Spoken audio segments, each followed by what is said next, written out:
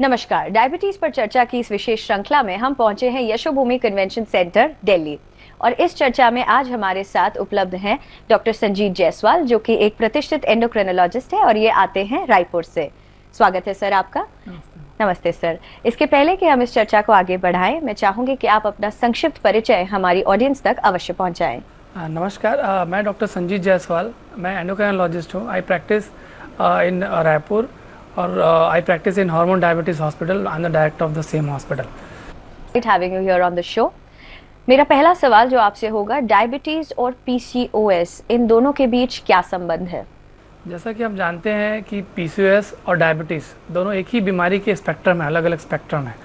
जैसे इनिशियली हमें पीसीओएस होता है और फ्यूचर में जाके डायबिटीज़ होता है।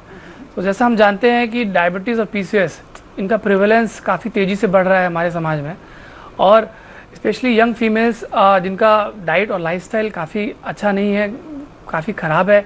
इन दैट केसेस हमारे बॉडी में इंसुलिन रेजिस्टेंस होता है। जैसे हम जानते हैं कि टाइप 2 डायबिटीज़ और पीसीओएस दोनों में ही इंसुलिन रेजिस्टेंस होता है, जिसकी वजह से हमारे हार्मोन की इम्बैलेंस होती है। हमारे फीमेल्स में मेल हार्मोन की एक्सेस हो जाती है, जिसे बोलते हैं टेस्टोस्टेरोन, जिसकी वजह से हमें चेहरे में अनचाहे बाल आते हैं, जिसे हम हिर्सुटिज्म बोलते हैं, और एक्ने आते हैं।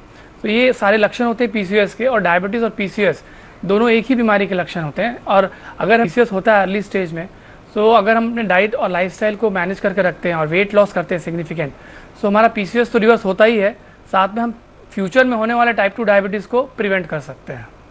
डायबिटीज और इसके व्यवस्थापन के विषय पर आपने बहुमूल्य जानकारी हम सभी के साथ साझा की, इसके लिए आपका बहुत बहुत धन्यवाद।